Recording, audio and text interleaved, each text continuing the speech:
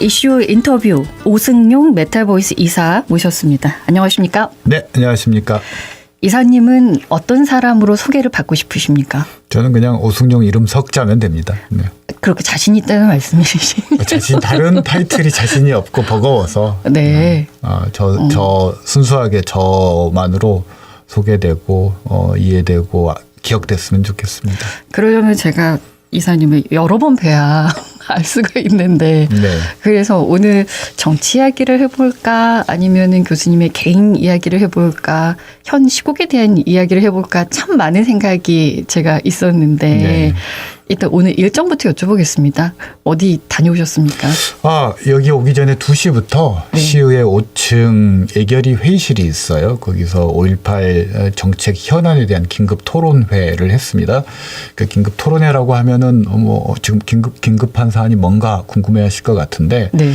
조기 대선이 거의 예측이 되고 있고 조만간 이제 헌법재판소에서 윤석열 대통령에 대한 탄핵 선고가 인용이 된다면 조기 대선 60일 이내에 선거를 하게 되지 않습니까? 그렇다면 이제 대선 공약으로 지역에서 어떤 공약들을 넣을 것인가 논란이 있고 민주당 차원에서는 아마 3월 11일까지 지역 공약 접수를 예정하고 있는 것 같아요. 근데 그 중에 이제 빼놓을 수 없는 게 5.18 공약이지 않겠습니까? 그래서 지금까지는 단체별 이해관계가 너무 좀 첨예하고 또 고립 분산적으로 논의가 이루어지다 보니까 모아지지 않았어요. 그래서 지금 5.18 현안들은 어떤 게 있고 대선 공약에 넣을 만한 것들은 어떤 것이 있는지 일단 의제를 던져놓고 첫 토론을 했다라고 말씀을 드릴 것 같고 네. 이 논의 과정에서 그 5.18 법의학센터 설립 문제라든지 그리고 국가기록원 분원을 설립한다라든지 그리고 5.18 교육, 연구, 문화 재단 혹은 원을 유치하자라는 제안이라든지 이런 것들이 좀 활발하게 논의가 됐습니다. 일단 저는 대선 공약이라는 것도 아래서부터 이렇게 올라가는 겁니까? 아무래도 이제 그 행정기관 중심으로 네. 공약을 도출하다 보면 인프라 공약 중심으로 갈 수밖에 없지 않습니까? 근데 도로라든지 이런 게 중심이 되고 또 산업이라는 게 직접적으로 이제 그 시민들의 그 피부에 와닿지 않는 부분들도 있는데 5.18 부분들은 이미 역사 왜곡 문제도 있고 우리 사회 우리 광주 공동체에 있어서 핵심적인 접착제 역할을 하는 의제이고 네. 지난 대선에서부터 헌법 전문 수록 비롯해서 몇 가지 공약들이 계속 논의가 되어 왔던 건데 이번에는 이제 그런 단계로 좀 더 디테일하게 들어가서 우리 사회, 우리 공동체와 대한민국에 직접적으로 좀 실질적인 영향을 미칠 수 있는 그런 공약들로 가보자, 논의를 시작해보자라는 취지에서 네. 그런 제안을 내놨습니다. 여러 번 앞으로도 좀 만나시겠군요. 아마 다음 주쯤에 국회에서 아마 국회의장실 주최로 한 번 더 5.18 관련 공약 토론회가 예정돼 있고요. 아직 날짜는 확정이 안 됐습니다만 지금 조만간 공개를 할 예정입니다. 날짜는. 네. 전체적으로 봤을 때는 5.18이 큰 틀이 있습니다만 또 광주이기 때문에 세부적으로 봤을 때는 올해 5.18 행사도 어떻게 치러져야 되는지에 대한 또 의견들이 분분해서 잘 마무리되겠죠? 행사위원회에서 주관하는 문제고 또 이제 단체 간의 이해관계가 있어서 제가 이 자리에서 언급하기는 굉장히 조심스럽긴 한데 그동안 5.18 행사에 대해서는 다양한 평가가 있어 왔고 조금 더 어떤 시민적 논의의 장으로 기획 단계에서부터 조금 이걸 수렴하는 절차들을 밟았으면 하는 요구들이 있어서 네. 올해는 이제 그런 것들이 반복되지 않았으면 좋겠습니다. 그리고 더불어 오늘 토론 행사장에도 기념 행사와 관련된 관계자분들도 오셔서 여러 가지 얘기를 주셨기 때문에 저는 충분히 첫 출발점으로서 논의는 됐다고 생각합니다. 의미 있는 날이었군요. 네, 그렇습니다. 네. 이제 조기 대선을 말씀하셨는데 조기 대선이 치러지는 이유는 아무래도 이제 탄핵 네, 그렇습니다. 인용이 결정이 돼야 되는데 그거하고 관련해서 오늘 헌법재판소에서 마은영 헌법재판관 후보자에 대한 임명이 되지 않은 건 위헌이라는 또 결정을 내리지 않았습니까? 어떻게 보십니까? 일단 헌법재판소의 결정을 요약을 한번 해보겠습니다. 첫 번째로는 8명 전원일치로 임명을 안 한 것은 헌재 구성권을 침해한 것이다. 8명 전원일치로 결론을 도출했고요. 두 번째로 이제 국회의장이 단독으로 이걸 권한쟁의를 신청할 자격 요건이 되느냐를 가지고 국민의힘에서 문제 제기를 했고 일부 이제 헌법재판관들도 그에 관련된 문제 제기가 있어서 변론기일 없이 간 것도 문제 제기가 있었죠. 그래서 선고를 2시간 앞두고 연기가 됐지 않습니까? 네. 이에 대해서도 단독 청구인도 적격이다. 문제가 없다가 5분이 이런 의견을 내주셨고요. 좀 보수적인 분들도 국회의장 단독으로 청구권이 없지만 지난번에 민주당 주도로 국회에서 결의문이 채택이 됐지 않습니까? 그래서 사후적으로 이 하자를 치유했기 때문에 이건 이제 더 이상 문제되지 않는다라는 의견이 있었습니다. 그래서 네. 결과적으로는 여기에 대해서도 의견 일치를 봤다라고 말씀드려야 될 것 같고요. 네. 다만 마은혁 재판관이 헌법재판관임을 확인한다는 청구는 각하를 했습니다. 즉 이미 이제 국회에서 이렇게 합의를 했기 때문에 헌법재판관의 지위를 갖는 거 아니냐라는 국회 측의 요구에 대해서 임명 절차가 필요하다라는 취지에서 그것은 이제 각하를 했다라고 이해하시면 될 것 같습니다. 임명되기 전에는 아직은 후보자다라는 말씀이시고 그렇습니다.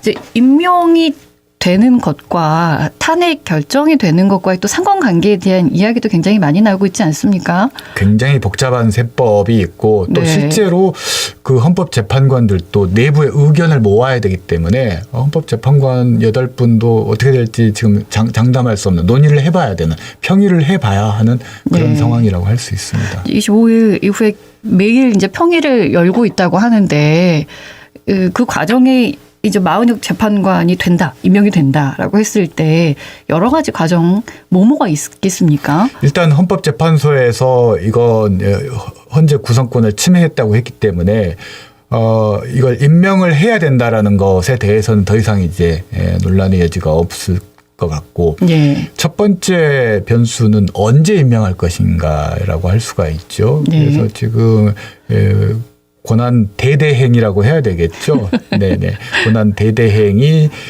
직접 이제 헌재의 결정을 존중한다라고 얘기를 했지만 언제 임명할지에 대해서는 아직 얘기를 하고 있지 않았다라는 거죠. 네. 아마도 본인이 임명하는 것보다는 한덕수 총리 권한 대행이죠. 권한 대행에 대한 헌재의 판결을 지켜보고 그때까지 기다렸다가 본인이 임명하지 않고 한덕수 권한 대행에게 넘길 가능성이 많다라는 관측이 다수살인 것 같습니다. 아. 그래서 아마 뭐 길게 시간이 소요될 것 같지는 않지만 한덕수 대행에 대한 탄핵 심판까지 약간 며칠 걸릴 수 있다. 뭐 그게 많이 걸리는 건 아니기 때문에 네. 그런 기한이 있고 만약에 한덕수 대행이 다시 이제 직무 복귀가 된다면 아마 임명 절차를 밟을 텐데 이건 시간의 문제이지 가부의 문제는 아니기 때문에 그러면 이제 마은혁 재판관이 헌법재판관으로서의 권한 근무를 시작했을 때 이제 쟁점이 이제 두 가지로 갈리게 됩니다. 첫 번째로는 이미 이제 변론기일까지 마무리가 되고 평의와 의견 조율 그리고 그다음에 그 최종 선고문 작성 그리고 선고 이 절차 남은 절차가 별로 없다라는 거죠. 네. 이분을 빼고 할 것인가 변론기일에 참여하지 않았기 때문에. 근데 이제 대부분 의견들은 형사소송법을 준용해서 하기 때문에 참여해야 된다라는 건데 그렇다면은 통상적으로 기존의 어떤 변론 기일이라든지 신문 조서 그리고 뭐 여러 가지 그 신문 상황들에 대해서 그 쭉 녹화된 것들을 다시 이렇게 같이 보면서 하는 그 기일들이 물리적으로 필요하지 않느냐라는 우려를 전달하고 있어요. 그렇게 되면은 이제 헌법재판소의 탄핵 심판이 한 달 정도 미뤄지지 않겠느냐라고 네.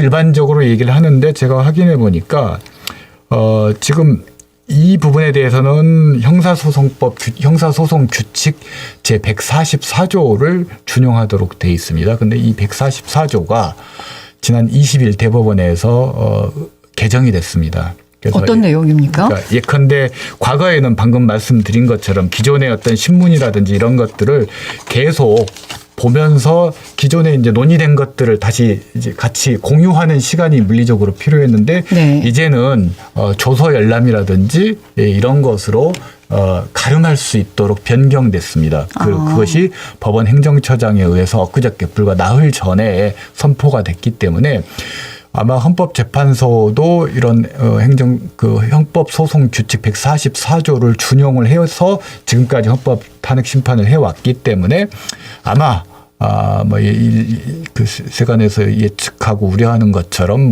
20일에서 한 달 정도 시간이 소요되는 것이 아니라 한 번 정도의 어떤 변론 기일이면은 이 부분들이 아마 치유가 될 것 같습니다. 그래서 연기가 지연이 되더라도 장시간 지연되는 게 아니라 일주일을 넘지 않는 짧은 기간이면 아마 그 문제가 해소되리라고 봐서 네. 많은 분들이 아마 마은혁 재판관이 참여하는 그런 선고를 예측하고 있는 것 같습니다.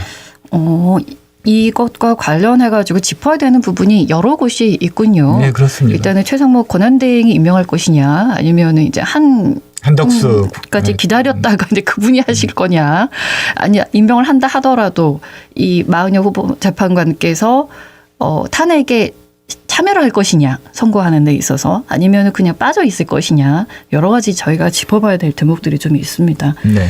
예.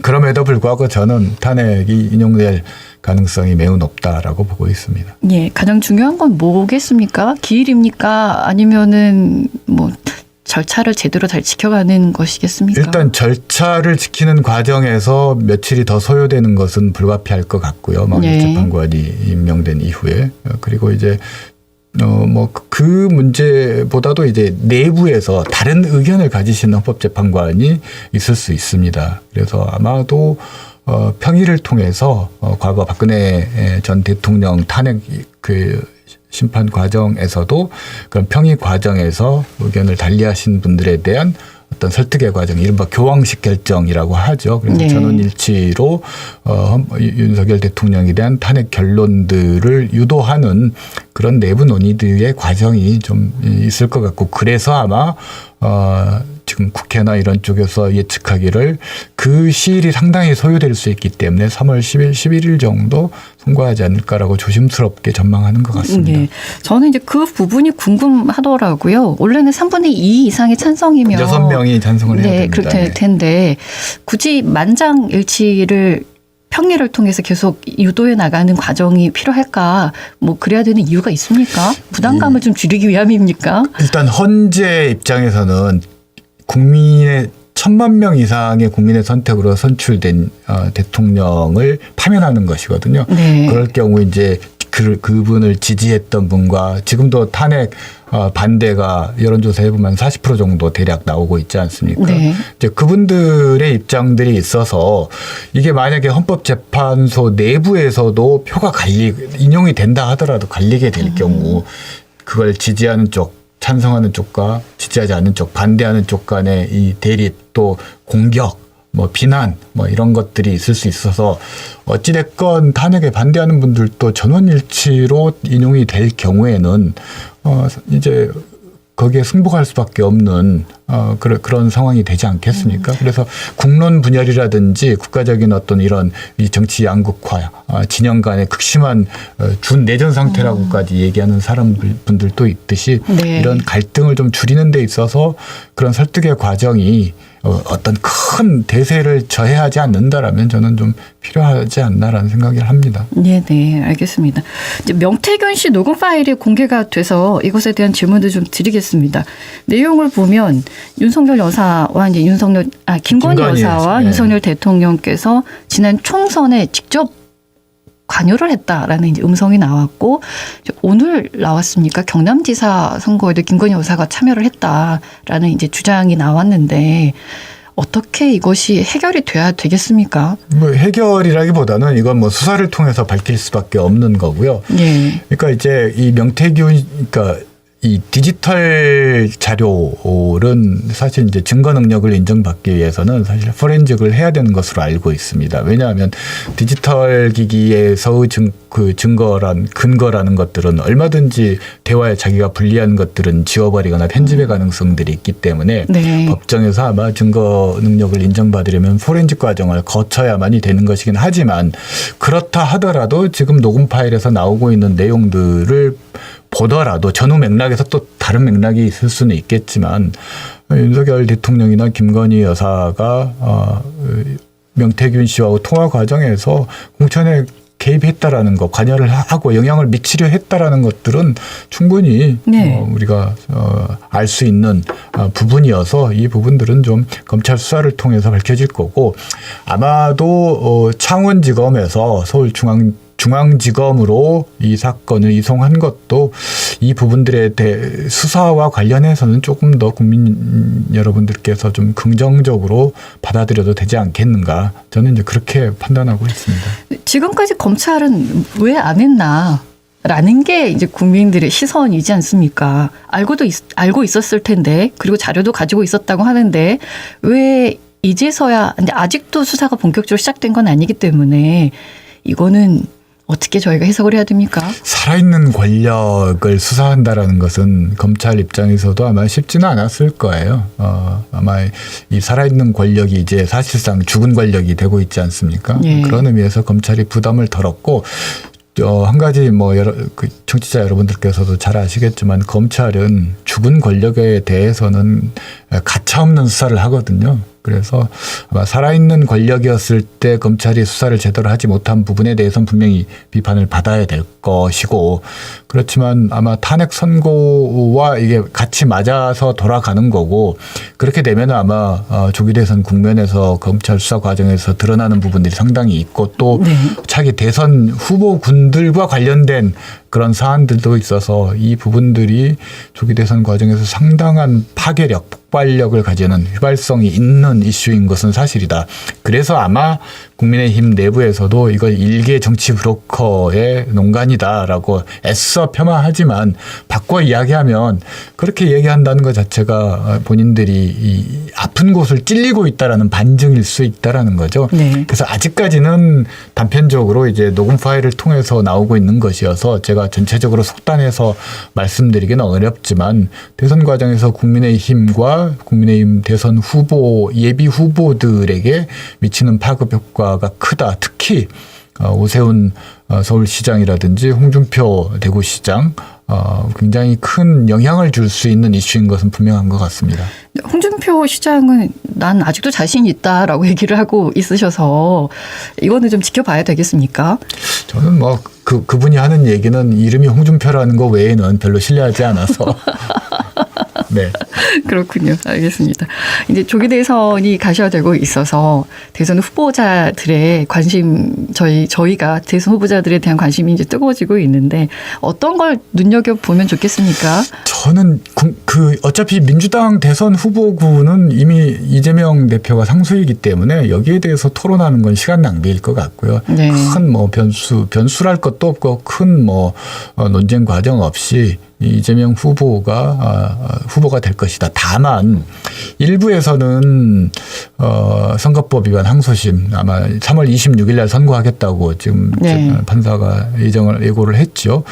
여기서 유죄를 받게 될 경우 1심과 마찬가지로 유죄를 받게 될 경우 타격이 있지 않겠느냐. 타격은 분명히 있습니다. 그렇지만 그것과 대선 출마 자격과는 대법원 확정 판결이 나오지 않았기 때문에 영향을 미치지 않기 때문에 저는 지지율이나 이런 부분에는 영향을 미치기 때문에 지지율 리스크는 있겠지만 사법 과정, 이른바 사법 리스크는 지금으로서는 대선 이전에 이게 현실화되기는 어려울 거라고 보고 있습니다. 그럼 마지막 판결이 확정 판결이 대선 이전에는 나오지 않을 물리적으로 현재로서는 어렵다고. 만약에 이게 나오려면은 헌재의 탄핵 선고가 4월 18일 2명의 헌법재판관이 이제 임기가 만료되기 이전까지 밀려야 되는데 지금 네. 상황들은 마은혁 재판관이 이제 임명이 된다 하더라도 아까 말씀드렸듯이 형사소송 규칙 144조에 의해서 이제 약식으로 하는 게 가능해졌기 때문에 조서 열람과 같은 이런 형식이 가능해졌기 때문에 굳이 미뤄야 될 이유가 없다라는 거죠. 네. 그래서 3월 초 중순에 한다고 했을 때 60일 이내에 대선을 하도록 돼 있습니다. 그래서 이게 꼭 60일에 하는 게 아니라 50일에 할 수도 있는 겁니다. 네. 네, 그래서 그런 변수들과 이 절차들을 고려하면 3월 26일에 항소심이 나더라도 상고 이유서 제출 기한이 20일이고 물리적으로 또 이렇게 소요되는 기간들이 있습니다. 자료 복사와 뭐 재판부 배당이라든지 네. 이런 것들 하면 한 달은 그냥 가는 거죠. 그러면 헌재가 최소한 대법원에서 이 사안과 관련해서 중차대한 사안인데 그 1, 2주 만에 그거 결정할 수 있겠습니까? 현실적으로 조기 대선일 이전에 대법원 판결이 나는 것은 저는 매우 낮은 확률이라고 봅니다. 예. 헌재의 탄핵 인용이 있을 것을 가정해서 지금 조기 대선에 대한 이야기를 하고 네, 있는데 그렇습니다. 이제 만약에 이재명 대표가 대통령이 당선이 됐다라고 했을 때 그렇다면 이제 그 재판이 하나 남아 있는 건 정지되는 겁니까? 다수설은 이재명 대표는 정지되는 게 다수설이라고 하지만 제가 알아본 바에 따르면은 그게 다수설인 것 같지는 않고 논란이 좀 있고 아마 네. 그 관련해서는 법률가에게 물어보는 게 더 정확한 답인 것 같습니다만 정치적으로는 이런 것 같습니다. 이재명 대표나 민주당에서 마은혁 헌법재판관 임명을 압박하고 있는 이유 중에 하나가 사실은 그 부분들에 대해서 취임과 동시에 만약에 당선된다면 헌재 대법원에서 이걸 선고한 것이 적절한가에 대한 아마 헌재의 판단을 구할 가능성이 높다. 그래서 헌재의 판단을 통해서 대법원의 선고를 확실하게 정지시키려는 노력을 할 가능성이 저는 높다고 봅니다. 그래서 아마 그때의 정족수가 6명이기 때문에 네. 마은혁 재판관에 대한 임명을 서둘렀고 그런 것이 아닌가 싶습니다. 예. 민주당은 그렇고 국민의힘에서는 이제 대선이 치러진다면 후보군으로 한동훈 전 대표도 이제 빼놓을 수 없을 것 같은데 이제 정치를 다시 재개하겠다고 했기 때문에 어떻게 보십니까? 여론조사 지지율을 보면 한동훈 전 대표가 가장 낮습니다. 국민의당 후보분 중에는. 왜 그러냐면 아시겠지만 탄핵 반대 약 40%, 국민의힘 지지율 약 39% 뭐 결국 그분들이 다 똑같은 답을 하고 있다라는 거예요. 네. 그러다 보니까 탄핵에 찬성했고 찬성한 정도가 아니라 탄핵을 주도적으로 이끌었던 한동훈 전 대표에 대해서 지지한 비중이 낮을 수밖에 없겠죠. 그래서 그렇지만 탄핵에 찬성했다라든지 그리고 그 이후에 이제 중도 확장성이라든지 이런 것들을 보면 국민의힘 후보군 중에 그래도 괜찮은 후보라고 할 수 있는 게 오세훈, 한동훈 정도인데 네. 탄핵 찬성 반대했던 사람이 지금 똘똘 뭉쳐서 결집해 있는 상황이라 선거 본선의 후보가 되면 이재명 대표를 괴롭힐 수 있는 후보인 건 분명한데 문제는 후보가 되기가 어렵다라는 겁니다. 왜냐하면 어차피 국민의힘 경선은 핵심 지지층들이 주도를 하게 되는데 당원 비율이 압도적으로 높지 않습니까? 그러면 이분들이 과연 쉽게 대선 후보가 될 것인가. 그래서 아마 초기에 굉장히 고전할 수밖에 없을 거라고 봅니다. 물론 이제 그렇다고 해서 한동훈, 오세훈이 절대 후보가 되지 않을 것이다라고 단정할 수는 없지만 네. 경선 과정에서 초기에 분명히 한계를 드러내고 고전할 수밖에 없는 이런 지지, 여론 지형이다라고 말씀드릴 수 있을 것 같습니다. 네. 지금으로서는 그럼 누가 가장 유력해 보입니까? 저는 별로 이렇게 보이지 않고 아마 제가 이런 얘기를 하면 좀 뜬금없는 얘기일 수 있지만 네. 이번 대선에서 가장 실속이라고 할까요? 입속을 챙길 후보는 이준석 후보라고 봅니다. 왜냐하면 이미 메타보이스에서도 그런 여러 3자 여론조사를 했지만 양자 대결 구도일 때는 중도 이재명 대표에 대한 비호감을 가지고 있는 계층이나 중도 보수적인 사람들이 선택지가 국민의힘밖에 없기 때문에 박빙을 이루는 것으로 결과가 나오는데 3자 구도로 풀리니까 국민의힘 후보군들이 20% 넘는 후보가 한 명밖에 없지 않습니까? 저희가 여론조사 결과를 말할 때는 자료를 말씀을 드렸는데 대체적으로 이제 네. 이렇게 없어서 국민의힘에 모아졌던 것이 3분되면 분산될 수밖에 없지 않습니까? 이재명 후보에 대한 지지는 그대로인데 그래서 아마 이런 후보 구도가 최소 3자 구도에서 이낙연 전 총리가 나온다면 4자 구도 정도 되는데 네. 이낙연 후보가 가져가는 이재명 후보에 대한 어떤 지지율보다도 이준석 후보가 가져가는 국힘 후보 지지율이 훨씬 클 거기 때문에 국힘 입장에서는 결국 이준석 후보를 향한 구애를 하지 않을 수가 없는 거죠. 대선에 이기기 위해서는. 그래서 아마 이준석 후보는 이번 대선을 통해서 아마 크게 한몫 챙기지 않을까 네, 정치적으로. 이준석 의원이 국민의힘으로 들어갈 수도 있다는 말씀이시군요. 들어갈 수 있을지 아니면 다른 정치적인 연합을 통해서 할지 뭐 모든 가능성은 정치는 생물이기 때문에 열려져 있는데 대선 과정에서 합당과 같은 이런 급격한 절차가 이루어지기는 어려울 거고요. 아마 후보 단일화 이후에 당대당 통합 정도 만약에 합의를 한다면 그 정도 합의를 할 수는 있겠지만 그게 또 쉽지는 않습니다. 그래서 아마 국힘 입장에서는 이준석 후보의 양보를 요구하게 될 텐데 아무래도 지지율이 상대적으로 높을 테니까요. 그 과정이 쉽지는 않을 거다. 그 양보를 얻기 위해서 국힘이 내놓아야 될 어떤 카드 는 어마어마할 것이다라고 봅니다. 예, 맞춰야 되는데 이준석 의원 얘기가 나와가지고 개혁신당에서의 지금 이 논란 그리고 명태균 씨의 파일에 있어서의 이준석 의원과의 관계성을 짚어봐야 될 것 같습니다만 시간이 없어서 아쉬운 대로 다음에 불러주시면 마무리 짓겠습니다. 다음에 하도록 하겠습니다. 네, 오늘 말씀 고맙습니다. 네, 감사합니다. 지금까지 오승용 메타보이스 이사와 함께했습니다. 언제 어디서나 내 손 안의 뉴스 광주 MBC 뉴스 유튜브 구독으로 함께하세요.